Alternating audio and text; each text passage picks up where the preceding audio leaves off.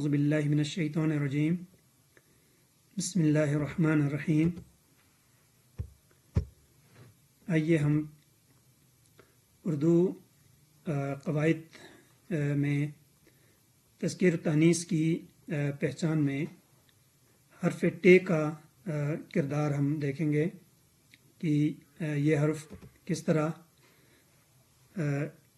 کردار ادا کرتا ہے۔ ہم ایک لفظ ینتٹس میں موجود جتنے بھی حروف ہیں اس کو سمجھنے کی کوشش کر رہے تھے۔ اس میں آج ہم دیکھتے ہیں کہ ٹے کا تذکیر و تانیث کی پہچان میں کیا کردار ہے۔ وہ تمام حروف جن کے آخر میں ٹے آ جائے ان میں سے اکثر حروف جو ہے تقریباً یہ 70-80% حروف ایسے یعنی الفاظ ایسے ہیں جن کے آخر میں ٹے موجود ہیں اور وہ مؤنث ہیں، جیسے مسکراہٹ، آہٹ، بناوٹ، تھکاوٹ، اس طرح کے بہت سارے الفاظ آپ کے ذہن میں آ رہے ہوں گے۔ وہ کیا ہیں؟ وہ مؤنث ہیں۔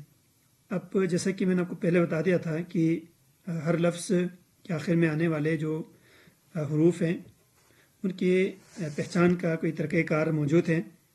تو یہاں ٹے آنے والے ظاہر سی بات ہے کہ ہر وہ لفظ جس کے آخر میں ٹے آ جائے، ہو سکتا ہے کہ وہ مؤنث نہ ہو، مذکر بھی ہو سکتے ہیں، لیکن یہاں جانچ کا ایک طریقہ کار ہے جس کو آپ ذہن میں رکھ لیجئے گا۔ یعنی آپ لفظ کی جمع بنائیں گے جس طرح سے پہلے الفاظ کے ساتھ آپ کیا کرتے تھے۔ تو لفظ کی جمع بنا کر آخر میں یہ نون گنہ آ جائے تو وہ لفظ ضرور مؤنث ہے۔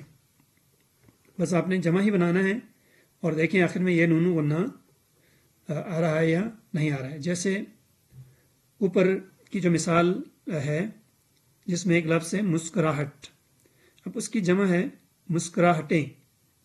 اسی طرح آہٹ کی جمع آہٹیں ہیں، بناوٹ کی جمع بناوٹیں ہیں۔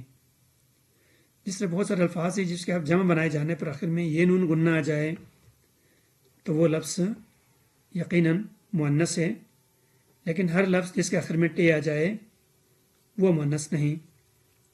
جیسے کہ ٹکٹ ہے، ٹکٹ کے آخر میں ٹے ضرور آتا ہے لیکن لفظ ٹکٹ جو ہے یہ مذکر ہے۔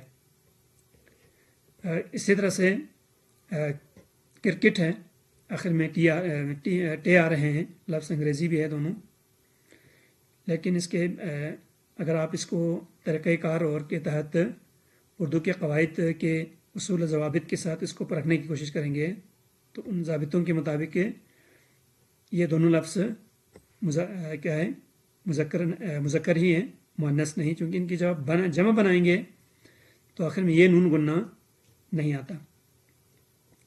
تو آج کے لیے کافی ہے۔ اپنا خیال رکھیں، مفید آراء سے نوازتے رہیں۔ اللہ حافظ۔